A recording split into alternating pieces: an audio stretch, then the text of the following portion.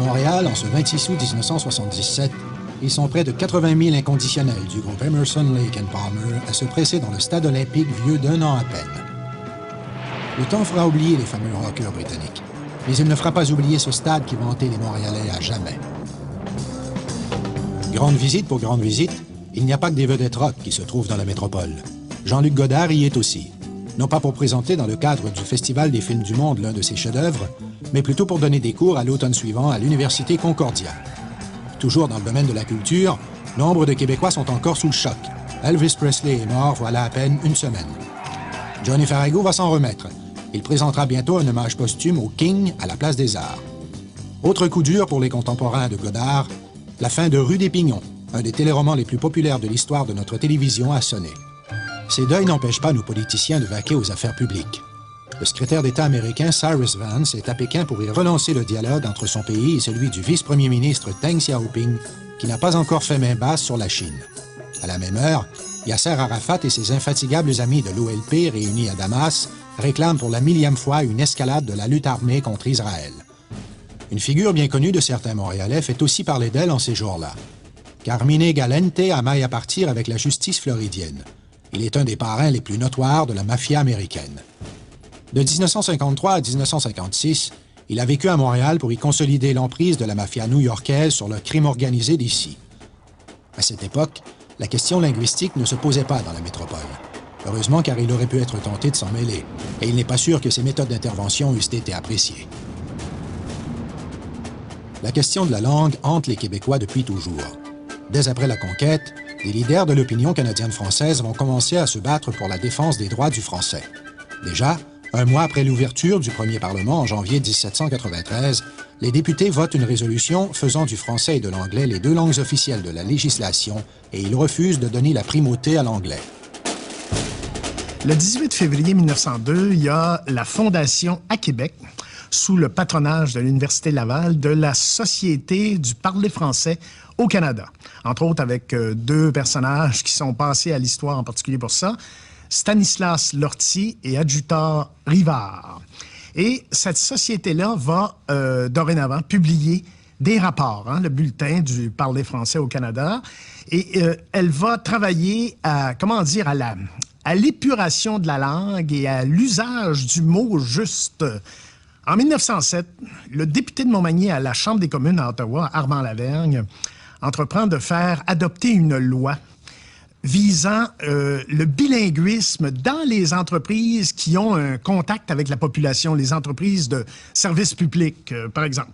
L'électricité, le télégraphe, le tramway, chemin de fer également. Tous ces services-là communiquaient au Québec en anglais, en fait, avec leurs clients. Et là, le premier ministre Laurier dit à Lavergne, oui, mais il faudrait savoir quel est l'avis de ces entreprises-là avant d'adopter une loi semblable. En fait, il faut comprendre que Laurier cherchait à gagner du temps. Et voyant cela, Armand Lavergne démissionne, passe à Québec, se fait élire dès 1908 député nationaliste de Montmagny. Et là, c'est le Parti libéral qui est au pouvoir à Québec. Et il entreprend de faire passer la même loi à Québec. Et finalement, en 1910, la loi va passer à l'Assemblée législative à Québec. Elle va être sanctionnée précisément le 4 juin 1910. Et c'est, dans l'histoire du Québec, la première vraie loi touchant l'usage du français. Mais c'est pas malin, hein? Là où moi, je dirais ça pouvait être franchement utile, c'est quand on recevait, dis-je, un télégramme. Bon, les unilingues francophones qui recevaient de quelqu'un un télégramme complètement en anglais ne comprenaient strictement rien au message. Mais là, voilà que dorénavant, on impose la traduction.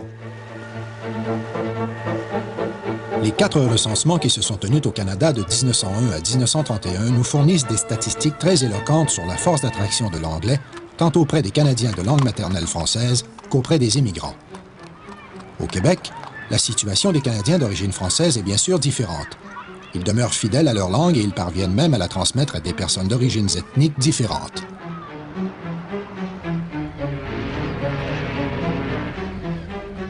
On voyait chez certains groupes d'immigrants qui étaient arrivés au Québec en début du siècle, qui n'étaient pas tous, comme aujourd'hui, allés à Montréal, mais qui se dirigeaient plus en milieu rural à cette époque-là, et donc en milieu plus homogène, francophone, on voyait un niveau d'attraction quand même assez intéressant vers le français. Jusqu'au recensement de 1961, avec les données qui étaient disponibles à cette époque-là, il y avait un attrait plus fort vers le français que vers l'anglais. On était habitué de vivre dans un monde à prédominance anglophone. À Montréal, au Québec, l'anglais était la langue dominante des affaires. La langue administrative aussi était l'anglais. Au niveau des élites québécoises ou canadiennes-françaises, à l'époque, si tu veux t'en tirer, il faut être bilingue, absolument. Et on se vante même, on est content, on veut être bilingue parce que c'est une façon comme de monter que socialement, on réussit, qu'économiquement, Mon père est né en Afrique du Sud. Il a combattu en France pendant la Première Guerre. Il a étudié en Angleterre, à Oxford et à Londres. Il arrive à Shawinigan à l'âge d'à peu près 27 ans, 28 ans, probablement n'ayant jamais entendu, à moins que ce soit à l'occasion en France, le français. Il travaille avec des francophones, surtout les techniciens, mais des gens qui parlent au moins parfaitement ou au moins convenablement l'anglais. Il n'a jamais vu le besoin, il ne s'est jamais trouvé devant l'obligation d'apprendre le français. Il n'a pas appris le français. Ma mère est née à Montréal, mais d'une famille écossaise. Elle est arrivée également à Shawinigan unilingue. Elle a appris le français raisonnablement bien, mais le français de cuisine. Il n'y avait aucune pression sur ces gens-là d'apprendre le français. Donc, à moins d'un désir personnel ou d'un intérêt particulier, les gens vivaient parfaitement convenablement en anglais. Mais dans les années 60, avec la Révolution tranquille, il y a une sensibilité sur la question du français qui devient extrêmement importante.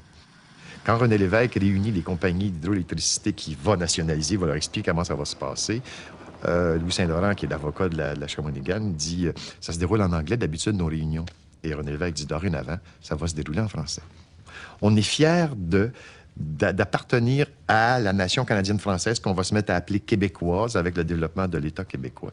Et dans la foulée de ce mouvement d'affirmation nationale, on devient de plus en plus chatouilleux sur la question du français.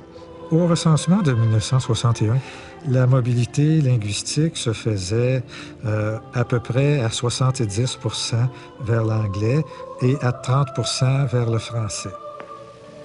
Il y a certes beaucoup de langues et de cultures au Canada. Mais il y a deux groupes plus importants que les autres.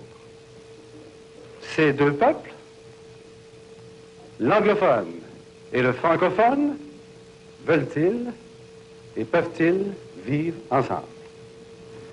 En 1965, la commission Laurent-Doudonton sur le biculturalisme et le bilinguisme dépose un rapport préliminaire. Et là, on découvre que finalement, à Montréal même, si t'es unilingue anglophone, t'es mieux payé. Ensuite, si t'es bilingue, et ensuite, si t'es unilingue francophone. On va découvrir que par origine ethnique, les francophones, même au Québec, sont à l'avant-dernier rang en termes de revenus. Ça a là comme une sensibilité. Là. Ça vient chercher le monde en disant « Wow, il y a quelque chose qui ne va pas. » La question du français, la question de l'école. Il y a aussi le fait qu'à Montréal, en particulier, on vit comme dans un monde anglophone. Quand on passe à l'ouest de Saint-Laurent, on fait de l'avenue du Parc, on rentre carrément dans une ville anglophone. On pouvait se faire répondre comme francophone chez Eaton, « Speak white ». Pendant longtemps, on observait une certaine, même une évidente surfécondité des francophones qui avaient plus d'enfants que les autres. Et cette surfécondité pouvait, dans une certaine mesure, compenser pour l'immigration qui profitait peut-être plus aux anglophones. Mais on avait vu dans les années 60 la fécondité des francophones diminuer de façon importante. La femme québécoise est celle qui consomme le plus de pilules anticonceptionnelles et qui fait le moins de bébés. La chute est radicale au Québec. Là. Ça dépasse, ça devance, les autres pays occidentaux pour les années 60. Et là, on se met à craindre la disparition, l'assimilation et la disparition des Québécois de langue française. Donc, on reprend le combat de la langue au Québec.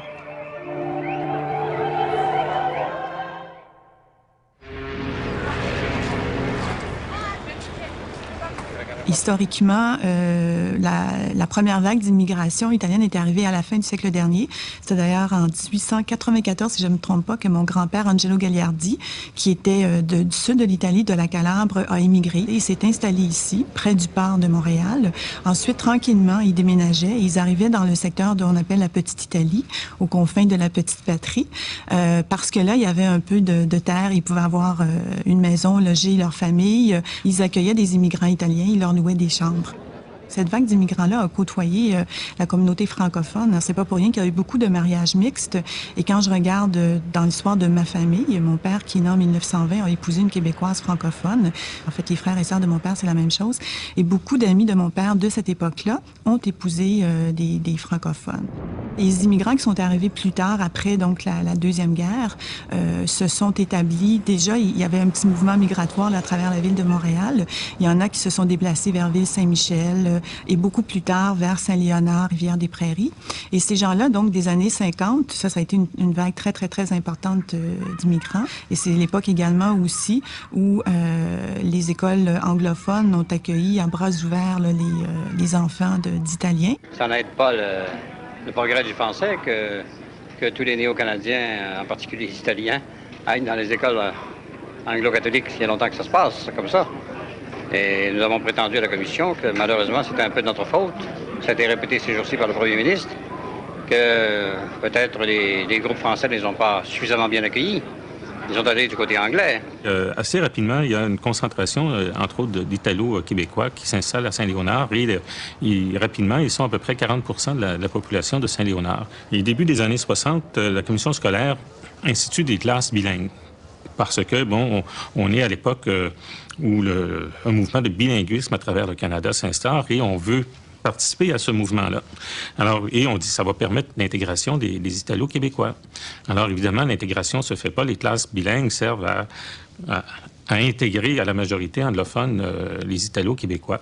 Et un beau jour, les commissaires de la commission scolaire se réalisent et quelques-uns se rebiffent et font adopter une résolution qui passe presque à majorité. Il y a 2 ou 3 voix contre seulement. Et on institue maintenant des classes unilingues. Et donc une révolte parmi la population italo-québécoise de Saint-Léonard et qui nous a amené un certain nombre d'événements. Saint-Léonard, donc, devient une espèce de creuset et de symbole du mouvement nationaliste et linguistique. Les Italo-Montréalais résistent. La proposition est contestée en cours supérieure et des classes de langue anglaise subventionnées par des dons privés s'organisent dans des sous-sols. Nous avons perdu la liberté de choisir. C'est ça que nous demandons comme citoyens canadiens.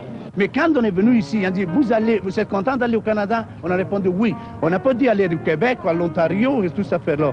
Alors, c'est la faute du gouvernement, de toutes les provinces, toutes les choses, qui n'a pas expliqué ça avant. À l'automne 1968, le gouvernement de l'Union nationale, dirigé par Jean-Jacques Bertrand, ne peut se dérober. Il lui faut agir. Il crée d'abord une commission d'enquête. Puis, il tente de parer au plus pressé en déposant le projet de loi 85. Il est urgent de définir une politique de la langue au Québec, en particulier dans le domaine scolaire. Finalement, on se retrouve avec un premier projet de loi qui confirme un peu le statu quo, si on veut, pas dans les termes exacts, mais ça revient un peu à un statu quo de ce qui existait et donc permettre les classes bilingues et l'intégration, le libre choix des parents pour envoyer leurs enfants à l'école de leur choix. Cette loi 85 ne fait pas l'unanimité, loin de là. Les démonstrations d'opposition se multiplient. Cette agitation force le repli du gouvernement Bertrand qui retire sa mesure à la mi-mars 1969. Chacun reste sur ses positions dans cette poudrière de Saint-Léonard qui finit par sauter à la rentrée scolaire suivante. Les Italiens étaient très, très, très fâchés de ça. On créait à ce moment-là une scission dans la famille, c'est-à-dire qu'il y avait des enfants plus vieux qui allaient fréquenter l'école anglophone et les plus jeunes, l'école francophone. Alors, des mentalités différentes commençaient à naître dans la famille. Et puis, sans parler des problèmes concrets d'accompagner les enfants dans des endroits différents et tout ça. Ça a été, je pense, un moment très, très pénible pour les Italiens. Ils n'ont pas aimé ça du tout. Ils ont eu l'impression aussi d'être pris en otage entre la communauté francophone et la communauté anglophone. J'ai vu une de leurs déclarations qui disent qu'on sème la haine raciale et la scission entre deux groupes dans une même communauté, alors que c'est exactement le contraire. Par l'intégration, nous voulons les unir à nous et en faire une seule et même communauté au Québec. Ce qui est dommage lors des événements de 69, c'est que la communauté italienne s'était toujours très très bien entendue avec la communauté francophone. Il faut dire aussi que dans les années 50 et 60, la communauté anglophone aussi a tout fait pour angliciser les nouveaux immigrants, pas seulement les italophones d'ailleurs. Et donc, je trouve très très regrettable qu'à la fin des années 60, donc, il y ait eu cet affrontement. Le gouvernement Bertrand ne peut laisser la situation pourrir davantage. Il lui faut à tout prix ramener la paix entre les communautés anglophones et francophones. Il présente le projet de loi 63 qui consacre le principe du libre choix, tout en proposant des mesures incitatives pour promouvoir l'usage du français dans la société. Sur la question de l'intégration scolaire des immigrants, le projet de loi 63 dit carrément c'est le libre choix de la langue d'enseignement pour les parents. Ce qui ne fait que renforcer le statu quo et mettre aux abois les nationalistes, qu'ils soient indépendantistes ou pas.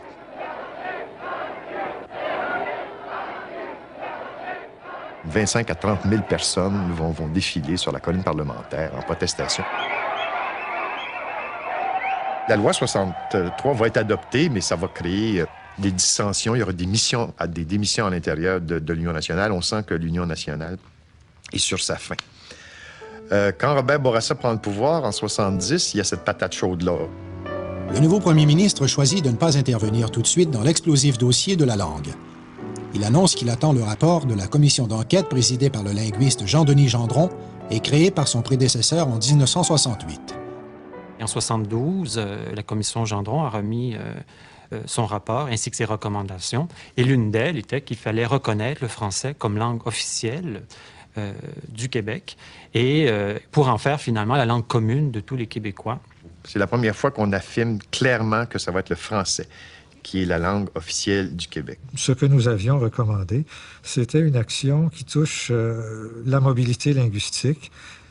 Et nous avions recommandé qu'il y ait action au niveau de la langue de travail et de la langue d'enseignement. Le gouvernement Bourassa déclenche des élections à l'automne suivant. Le 29 octobre 1973, il remporte 102 sièges sur 110. Moins de 6 mois après sa victoire historique, le gouvernement du Parti libéral dépose le projet de loi 22 à l'Assemblée nationale.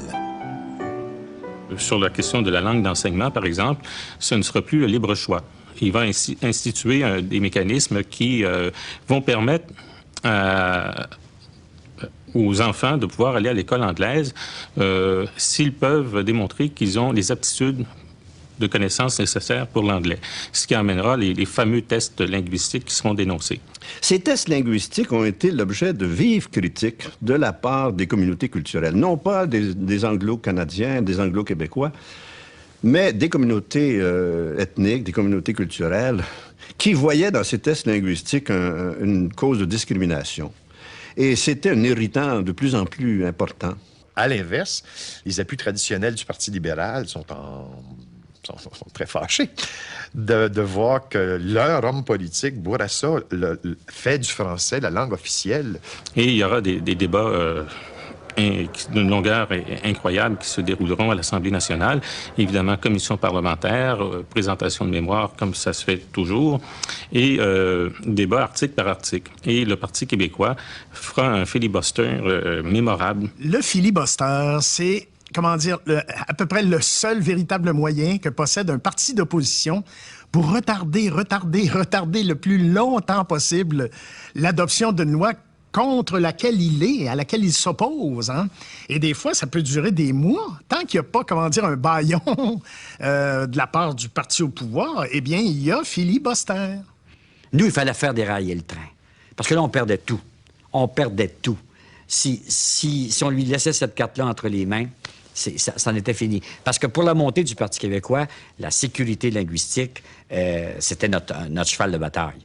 Et si on le laissait le prendre, on était mort. Et la loi, ça prendra plusieurs mois avant qu'elle soit adoptée. La session sera prolongée jusqu'au milieu de l'été. Finalement, la loi est votée le 30 juillet 1974 au milieu des cris, des hurlements et des injures qui fusent des galeries.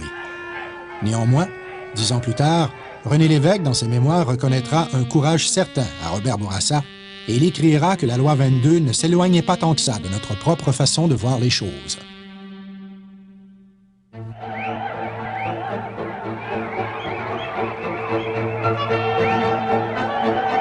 Tout compte fait, la loi n'a jamais été bonne, n'a jamais été perçue comme bonne. Les Anglais ont été en maudit contre Bourassa pour le reste de leur jour. Et nous avons engrangé le succès à ce moment-là.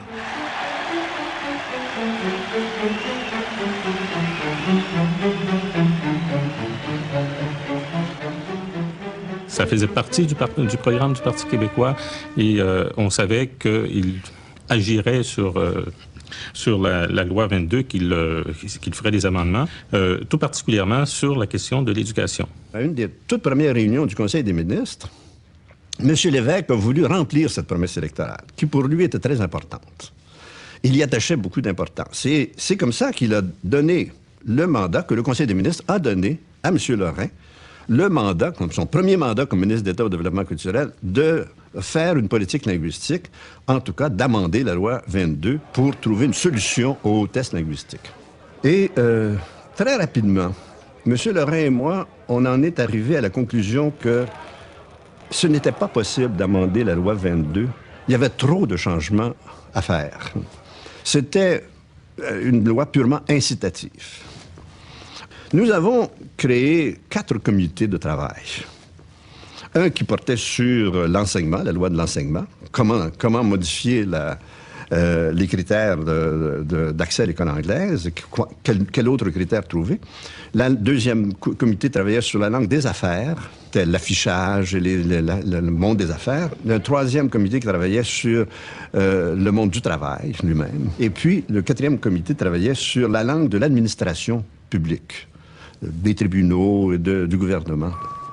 En ce qui concerne la langue d'enseignement, la loi 101 avait pour principe que l'école commune à tous les jeunes Québécois serait française, l'école anglaise constituant un cas d'exception. Encore fallait-il clairement établir quels critères allaient permettre la fréquentation de l'école anglaise. La communauté anglophone disait « Nous avons des droits acquis ».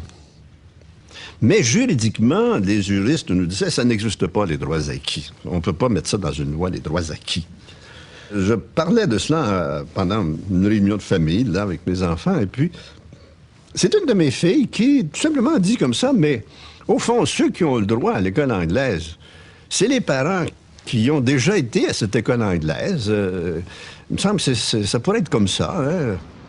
Je suis revenu à Québec à la course en disant ça à Camille Lorrain. Il m'a dit, mais quelle idée! La langue d'affichage, c'est... Dans les années 60, personne ne se préoccupait de ça. Il s'agit de se promener dans les rues de Montréal pour voir sur des édifices, encore des affiches qui ont été peintes à l'époque sur les édifices, qui transparaissent encore. Et c'est en anglais, il n'y a pas un mot de français. Donc, le visage français, il n'était pas là, sauf dans les quartiers très, très majoritairement francophones. Ce qui a été un grand changement, c'était d'abord d'imposer aux entreprises des programmes de francisation. Parce que là, il suffisait, vous savez, d'aller visiter quelques entreprises de Montréal, de la région, pour se rendre compte combien nos travailleurs québécois travaillaient dans des milieux unilingues anglais. On ne pouvait pas imposer aux entreprises de faire ça du jour au lendemain, mais on établissait un calendrier contraignant où les entreprises devaient élaborer un programme de francisation et puis voir comment ce calendrier pouvait être mis en action, en œuvre. Et puis aussi, il y avait l'administration publique, c'était très important. Et là, on a pris un grand risque quand on a voulu que les tribunaux fonctionnent en français, que les lois ne soient qu'en français. On a pris un grand risque, et puis évidemment, ça n'a pas été long. C'était la première contestation de la loi 101, c'était là-dessus, sur le français devant les tribunaux et sur les lois en français. Est-ce enlever des droits à une minorité que de la réduire à ce qu'elle est? en même temps qu'on lui laisse toutes ses autres institutions hospitalières, sociales, culturelles, ses journaux, ses théâtres, ses groupes particuliers, son pouvoir économique, la capacité qu'elle a de nouer des liens avec le reste du Canada, le pouvoir politique fédéral, les États-Unis. C'est vraiment manquer de confiance en soi que de penser qu'on peut s'éteindre dans de pareilles conditions. C'est une loi qui fait de la langue un droit fondamental qui touche tous les Québécois. Et c'est pour ça d'ailleurs que Camille Lorrain insistait pour que cette loi ait un nom différent des lois ordinaires. C'est pour ça qu'on appelle la loi la Charte de la langue française, pour bien montrer qu'il ne s'agit pas d'une loi ordinaire, mais d'une loi, disons, organique, c'est-à-dire qui régule à la fois l'État et les relations dans la société civile. La loi 101 était, je dirais, presque un mini-drame. Vous savez, à l'intérieur du cabinet, ils ont été assez discrets, mais c'était... Mettez-vous dans le contexte, là. Il arrive avec la loi 101 originale. Alors, il y en a qui ont pensé que ça allait trop loin. Monsieur Lévesque avait aussi des hésitations sur certains aspects.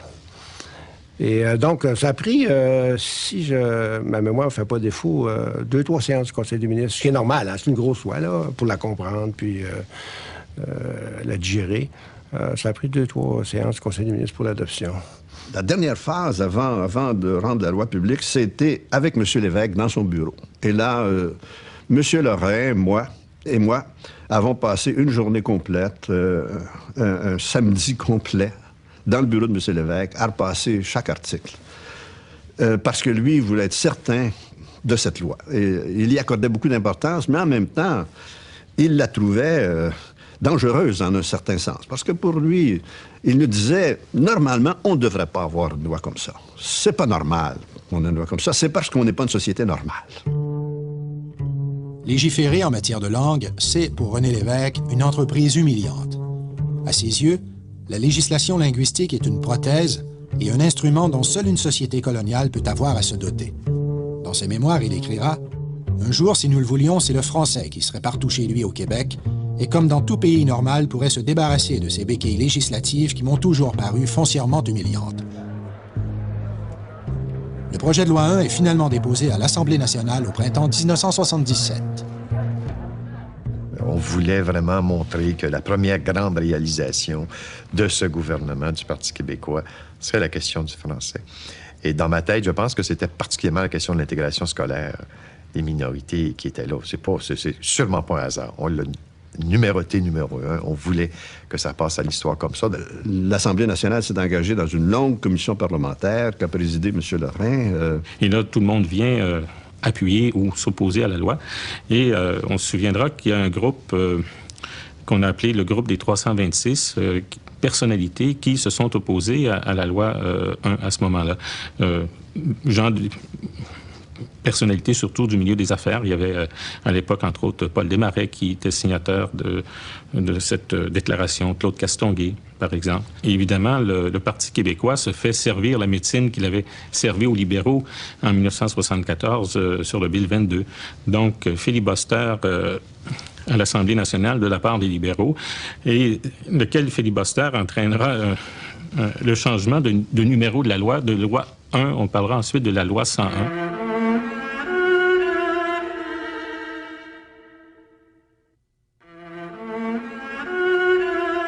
On oublie que même parmi beaucoup de francophones, il y a eu de l'opposition à la loi 101. Surtout, par exemple, de M. Claude Ryan. Je me rappelle très bien d'avoir lu les éditoriaux de M. Ryan qui s'objectaient vigoureusement, pas au principe de la loi 101, mais à certaines de ses applications. Par exemple, le refus de permettre aux francophones de choisir l'école anglaise, un droit qu'ils avaient préalablement. Et cette opposition-là l'amènera à 1978, début 1978, à poser sa candidature à la direction du Parti libéral du Québec. Il sera élu. Et curieux retour des choses, par la suite, il quitte la direction du Parti libéral, mais reste au sein du parti, devient ministre, et début 1990, il sera ministre responsable de l'application de la loi 101 et aura à apporter des amendements importants sur la question de l'affichage à cette loi, amendements qui sont toujours en place. Comme beaucoup d'autres, 10 ans plus tard, Claude Ryan reconnaîtra certains mérites à la loi 101. Il fallait le caractère de Camille Lorrain pour faire face à toute l'opposition qui se présentait, parce que la loi n'était pas acceptée facilement à ce moment-là, hein, ni par la communauté anglophone, ni par les communautés ethniques.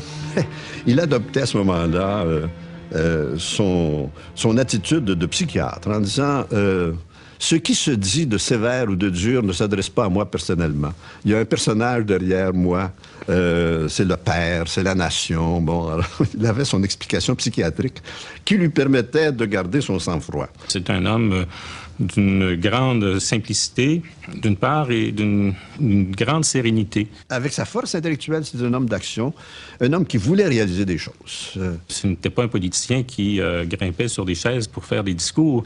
Il expliquait les choses simplement, de façon limpide.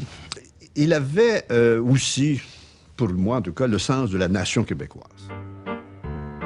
Le 26 août 1977, à l'Assemblée nationale, Camille Lorrain clôt le débat passionné qui dure depuis 4 mois et demi. Les députés adoptent ensuite la loi par 54 voix contre 32. Dès 1977, les groupes contestent la loi devant les tribunaux. On s'attaque d'abord aux articles faisant du français la langue unique de la législation et des tribunaux. Depuis 1867, le Québec est soumis à l'obligation de ce qu'on appelle le bilinguisme institutionnel, à savoir que nos lois doivent être adoptées dans les deux langues, l'anglais et le français. Et les individus, les avocats et les juges ont la faculté d'utiliser le français ou l'anglais dans les actes de procédure judiciaire. Au printemps 1982, Alliance Québec voit le jour. Le but était d'allier et les anglophones et les francophones qui s'objectaient à ce qu'on considérait une législation discriminatoire. Malheureusement, et c'est peut-être normal, avec arrière-pensée, c'est peut-être parfaitement normal, mais c'était une grande déception à l'époque. Très peu de francophones se sont joints à Alliance Québec. Donc, c'est vite devenu, en effet, un organisme qui représentait, si vous voulez, les droits des anglophones, de la minorité anglophone.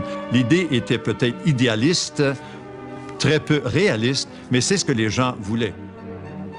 Le groupe de pression des anglophones continue de soutenir devant les tribunaux les principales causes qui remettent en question la loi 101 afin d'affaiblir certaines de ses dispositions. Il est vrai qu'au Québec, deux politiques se côtoient, celle de la Charte de la langue française et celle de la Constitution canadienne. Comme le Québec est un État fédéré, il a compétence sur certaines matières seulement.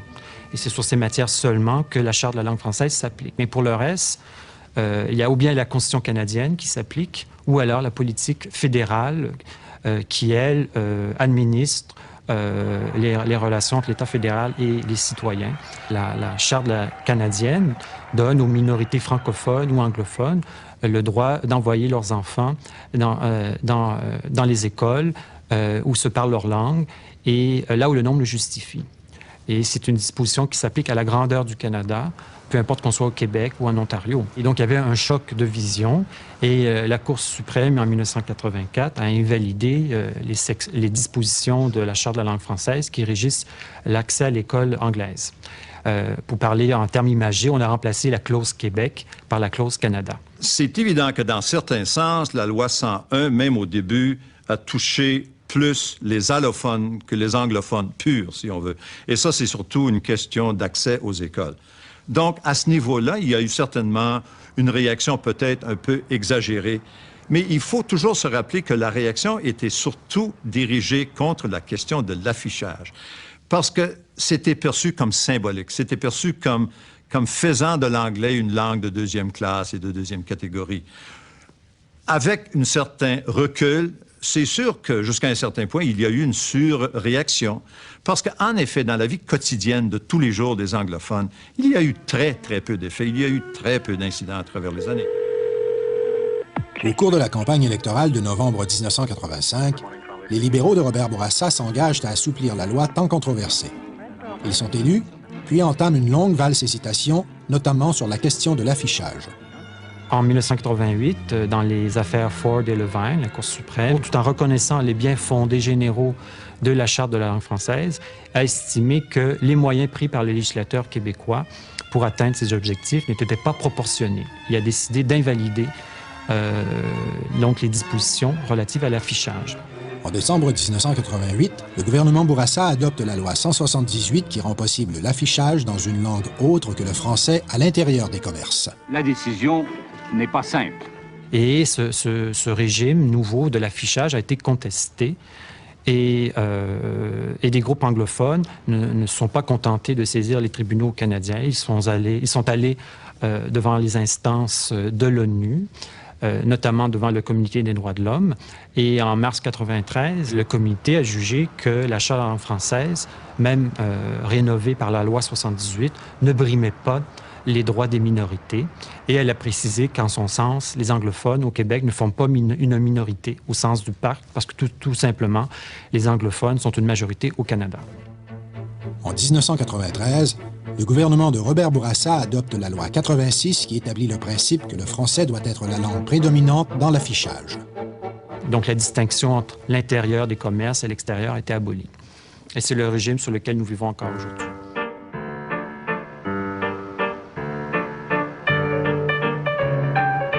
Le but de cette loi, c'est de remettre le pays sur ses pieds, de ne plus marcher sur la tête. C'est de ramener le bon sens, la normalité, dans un esprit de pondération, de mesure, de respect, d'ouverture, mais aussi de fierté légitime. Rétrospectivement, évidemment, on ne peut pas réécrire l'histoire, mais on peut se demander, est-ce qu'on a bien fait collectivement de faire ce projet de loi-là? Puis ma réponse, c'est oui. Même si on peut définir la loi 101 comme un mal nécessaire, parce qu'il y avait une dimension coercitive. Il y avait une dimension un peu... il y avait une certaine amertume dans cette loi-là, parce qu'il y avait un élément de vengeance pour certains Québécois, c'est-à-dire de faire payer aux Anglais ce qu'ils nous avaient imposé pendant des décennies et des siècles. Malgré tout ça, la loi 101 très certainement était une bonne chose. Il ne faut pas collectivement regretter de l'avoir fait. La question de l'affichage reste quelque chose de chatouilleux. Et des services, pourtant, de ce côté-là, les anglophones ne devraient pas se plaindre. Les services en anglais, dans les hôpitaux, par exemple, ils les ont. L'affichage, évidemment, c'est le symbole visuel et tout ça, mais en effet, dans la vie quotidienne, ça a une importance très minime. Les gens n'ont pas réagi à l'époque devant les dispositions touchant la langue au travail, la question des écoles, le système de santé, les services sociaux. À long terme, et aujourd'hui, les gens vivent beaucoup plus les effets de ces dispositions. Le français est la langue d'éducation de la majorité francophone, c'est clair. Il n'y a pas de libre choix. Les immigrants doivent fréquenter l'école française. Je pense que c'est l'école qui a fait le travail. C'est l'école qui est en train de changer le Québec. C'est l'école qui modifie toute la perception que les Québécois commencent à avoir d'eux-mêmes. C'est ce qui donne des choses comme les Québécois francophones versus les Québécois d'autres origines. Même notre vocabulaire a dû changer parce qu'une partie de la population québécoise, y compris la population québécoise francophone, n'est pas de souche. Et ça change tout le débat, ça change l'avenir du débat politique. Et donc, ça marque, selon moi, une certaine victoire. En 1977, il y avait au-delà de 80% des jeunes allophones qui fréquentaient les écoles anglaises. Maintenant, il en reste moins de 20%. La loi 101, à mon avis, a établi une paix sociale. Parce qu'avant cette loi, nous étions dans une crise linguistique. Une crise linguistique qui a commencé avec les événements de Saint-Léonard, sous le gouvernement d'Union nationale, qui s'est poursuivi sous le gouvernement Bourassa, et qui a trouvé une solution finalement assez acceptable avec la loi 101, avec cette charte de la langue française. Il y avait beaucoup d'allophones qui n'accordaient absolument aucune importance au français, tandis que maintenant, la grande majorité des allophones sont convaincus que le français est un outil, est un facteur de promotion sociale. Ce que la loi 101 a permis, c'est d'une part de briser avec le passé d'oppression linguistique dont les Québécois ont souffert. Je ne crois pas que l'oppression ici a été extrêmement forte. Elle a rarement été brutale, mais elle a fait pendant des siècles des francophones, des citoyens de seconde zone, comme les Britanniques l'avaient fait avec d'autres populations, notamment les Irlandais. Ça montre à quel point... je m'excuse de dire ça, mais on est un peu colonisé, là, puis je m'inclus là-dedans. Là. Il arrive une loi comme ça, puis on se dit est-ce qu'on va pas trop loin, etc. Bon. Je trouvais que c'était absolument essentiel que cette loi soit promulguée et qu'elle devienne efficace.